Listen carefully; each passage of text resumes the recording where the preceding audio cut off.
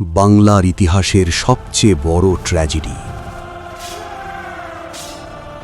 এক মহান সুলতান যখন মক্কায় মাদ্রাসা বানাচ্ছিলেন, তখন তারই পেছনে তৈরি হচ্ছিল খুনের নীল নকশা।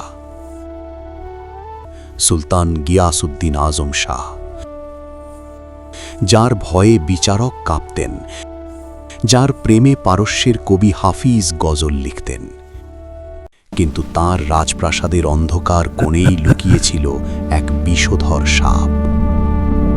রাজা গণেশ, এক অতি উচ্চাকাঙ্ক্ষী জমিদার। সুলতানের বিশ্বাস অর্জন করে তিনি ঢুকে পড়েন প্রশাসনের গভীরে। সুলতান যখন শিল্প আর সাহিত্যে মগ্ন, গণেশ তখন কিনছিলেন সেনাপতিদের আনুগত্য। 1411 সাল, হঠাৎ স্তব্ধ হয়ে গেল বাংলা। মহান সুলতানের রহস্যময় মৃত্যু, এটা কি বার্ধক্য ছিল নাকি রাজা গণেশের তলোয়ার?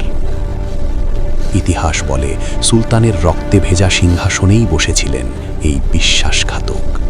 এক স্বর্ণযুগের অবসান ঘটল এক চরম বিশ্বাসঘাতকতায়। কিন্তু রাজা গণেশ কি পেরেছিলেন বাংলার সিংহাসন ধরে রাখতে, নাকি শুরু হয়েছিল এক রক্তক্ষয়ী ধর্মযুদ্ধ? জানতে চোখ রাখুন।